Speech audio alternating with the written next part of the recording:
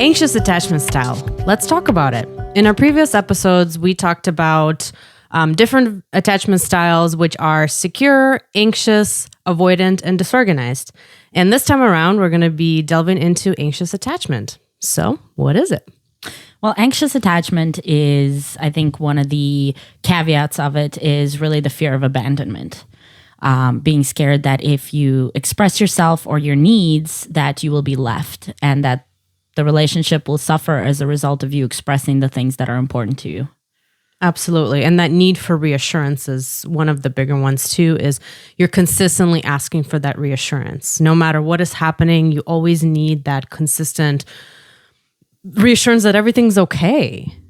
Because that overwhelming sense of worry, that if you're not happy with something, you might leave me. If you're not okay with how things are going, you might leave me. That your happiness really surpasses my happiness, because if you're happy, then the relationship is okay. And that's all I care about, because when the relationship isn't okay, or I feel like it isn't okay, I can't stop worrying and thinking about it and being nervous, which is the reason it's called anxious attachment style, is because you're truly always experiencing this overwhelming feeling of anxiety. Yeah, and those two things really do go hand in hand, fear of abandonment and need for reassurance. They really do go hand in hand because, you're fearing something and you always need constant reassurance and vice versa. So, although that reassurance doesn't take away the anxiety for too long, right? So it's, hey, babe, are we okay?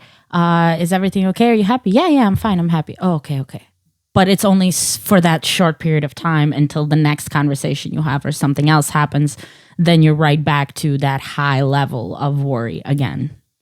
Right. And that could be very detrimental in relationships if you're consistently asking for that. And you sort of start overcompensating, right? Because you're always so anxious, you're overcompensating. You're making sure that your partner or whoever you're with is happy and that you're always around them to make sure that nothing's going on. So you almost become clingy, right? Exactly. Because you're always wanting to be around them. You always want to make sure they're okay and that everything is fine. And if they're with you, then because if they're away from you doing something independent, you worry that that's going to somehow pull them away from you or take them away from you, or they're going to leave you. So having that ability to let someone do their own things, having that ability to also do your own things independently without having to intertwine and become very codependent as a result of this overarching feeling of worry you have about losing them. Right. And being overly dependent on somebody is exactly what you're talking about, but also kind of going a little bit step further. You are consistently not just clingy, but you're consistently dependent on that person. No matter what the situation might be, you're constantly asking, is this okay? Should I be doing this? Can you help me with this? Although some of those things are great in a relationship, but if it's too much, if you cannot make decisions for yourself or you cannot take care of yourself independently, then that becomes a problem. You're letting that anxiety drive you. Absolutely. And having a little bit of anxiety about certain situations is okay, right? It's normal. We experience fear and things like that, like, oh boy, what's going to happen? But this is high anxiety. We're talking about something that truly takes over your mind, that you constantly think about, that you're constantly in this level of high alert, right? Hyper awareness of the situation. You're always reading the emotions. You're never focusing on your own emotions because your emotions sort of take the back seat, because I'm so concerned about your feelings, because if you're happy, then you won't leave me, right? So it's anxiety about even having conversations about things that are important to you, so much so that you probably don't even know what your needs are because you never talk about them. Because if I ask you for something and you're not happy with that, I can't bear being uncomfortable that you're not happy. So I'm going to avoid those conversations altogether. I'm going to avoid discussing what my needs are. I'm going to avoid bringing up things that bother me that I would like perhaps for you to stop doing. So it's this almost neglect as a result of this high anxiety. You're so hyper focused on the other person that you're right. You probably don't even really know what you truly need. You're so focused on them and making them happy so that they don't leave. you don't really know yourself, I think, at that point, or you get lost in some of this. Absolutely. And the anxiety is the feeling, but there's a behavior that comes with that, right? And the behavior is the overthinking. Because any small situation that happens, you're hyper analyzing it. You're really trying to figure out, what did I do wrong? I think that's kind of the highlighting sentence or the thought that really keeps happening. Like, oh, what did I do? Oh my God, could I have done something different? Should I have done this? Oh, how do I manage this? How do I prepare myself for this situation or that situation? It's you running 70 different... Over-analyzing every single situation, even if it's something small. Right, let's say like you approach your partner and say, hey, babe, like I'm doing this and this today. And they're like, yeah, you know what? I'm running late, hon. Like, I gotta go. Even that could be interpreted as, whoa, did I do something wrong? Why did they run out the door? Oh my God, are they mad at me?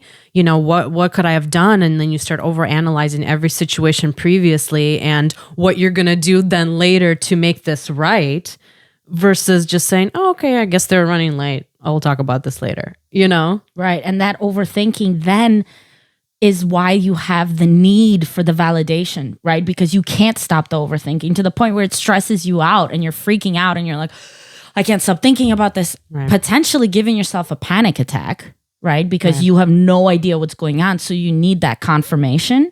And that's when you start reaching out for the validation. Perhaps using your example, I'm going to follow up with a text and say, hey, are you okay? Are we okay? Is everything okay? Waiting for that person to then state, yes, we're fine, dude. I just told you I'm late. Like, relax. It's cool.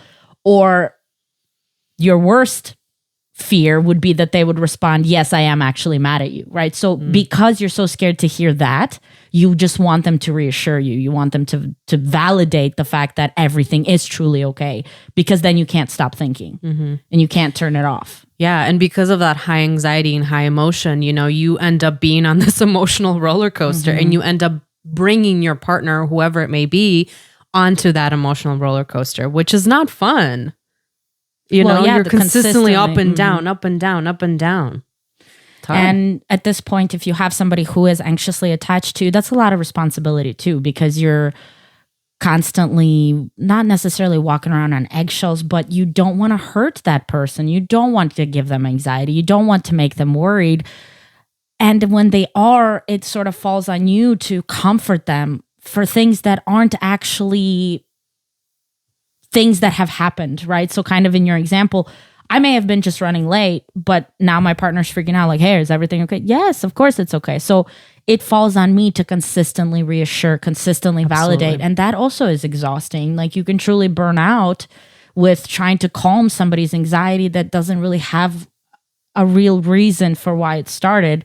Because generally, like we talked about in our previous episodes, this attachment style forms when you're young. And then you end up basically sort of living it out as an adult, what you learned, and that affects the partner you're with. Because let's say they have secure attachment and you're overly attached in this anxious way to where they have to comfort you, and that is also frustrating and difficult. Right. And let's say they even don't have secure attachment, but they have disorganized, right? Or avoidant. That will probably trigger some of that avoidant behavior in itself, right? Because constantly asking for that reassurance will be like, okay, this is just way too much. Like, I gotta go kind of thing.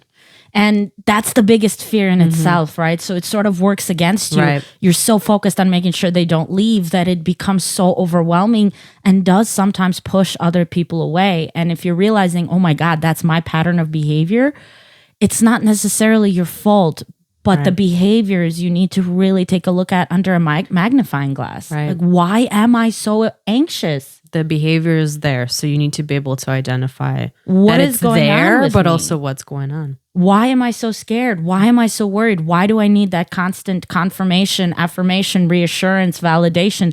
Why do I need it? Why can't I trust myself that the information I received is true, or believe right away? Right. The person who says, "Oh, I'm just running late. Sorry, gotta go." That you believe that, hey, it is just that, and trust that person is honest with you. And if they are not, that's not your fault. Absolutely. You have to believe them for what they say, because when you have anxious attachment, you don't believe the things that are happening. You don't have that trust in the relationship. You don't have that trust in yourself. Exactly. Right. Yeah. And part of that is when you don't have that trust and you don't have that sort of confidence in yourself, you end up like pushing boundaries, with yourself, but also with other people. You have difficulty with, respecting other people's boundaries, but also setting your own and being respectful to yourself because of that high anxiety, because of that mistrust in yourself or others. And so you end up pushing them or yourself to the brink of something bad happening. Absolutely. And I mean, it's obviously there's also levels, right? You could be extremely anxiously attached, and obviously that will bring about negative consequences. Right. But also if you're a little, I don't want to say a little bit anxiously, but if you're noticing some of these behaviors, tendencies, thank you, that's the perfect word. If you're noticing some of these tendencies, not all of them, it's still room to explore on what is it about myself that I don't trust? What is it about my partner or the person in this figurative example that you do not trust? Why do you not trust them with your feelings? Why do you not trust that you can bring your needs and requirements or things you don't like about them to them? Why are you scared? Right. Yeah. And are you trying to push them into a mold that you learned in earlier like childhood or adolescence, right? Are you trying to just say, well, I know how they're going to react, so this is how I'm going to sort of deal with it? No, they might be securely attached or they might have a secure attachment style, and you are overgeneralizing. You're saying that everybody's just going to be that way. But sometimes when you don't have that sort of what's the word? Like awareness, right? You are not even having any of these thoughts that I'm saying. You are just acting because that is what you're used to. But if you take a pause and just say, okay, am I overgeneralizing here? Maybe this person might not react the same way. So being able to kind of practice that confidence and practice that vulnerability that people with secure attachment style have is going to be detrimental. And something that I think about all the time, which is you deserve love. You deserve love. You deserve to be cared about. You deserve to have somebody respect you, to have somebody give you your needs, to be able to share those needs. You deserve those things, and you don't have to compromise by never sharing things that bother you, never talking about things that are important, strictly serving the happiness of whoever you're with. You also deserve love, and you don't have to do anything to deserve that love. You can be loved for who you are. You can be respected for who you are. You don't need to overstep to the point where you care about them so much and about what you might think they need because you're kind of guessing all the time, right? But also, you're important. You can be loved, but you have to allow for that to happen. Right. So it's the self-esteem piece, right? You got to love yourself to then be able to share love with someone else. Right. And, another point that I was thinking about as you were talking, you might go into a relationship being securely attached or having secure attachment style, but then you are with somebody, let's say, that has an avoidant attachment style or a disorganized attachment style. And then you end up adopting almost some of these anxious attachment tendencies because you're kind of compensating for whatever is presented in that relationship. So you also have to be aware of that these can shift, and being able to be aware of yourself and what you're doing can tell you that, like, wait a second, in previous relationships, maybe I was okay, but now I'm seeing some of these that we've talked about. So it's kind of starting to shift. So just having that mental awareness and being able to identify that is important too. And it's, like you said, you don't necessarily have one. It really depends on who you're with, and other people will affect you. But it comes down to, what do you want? Right.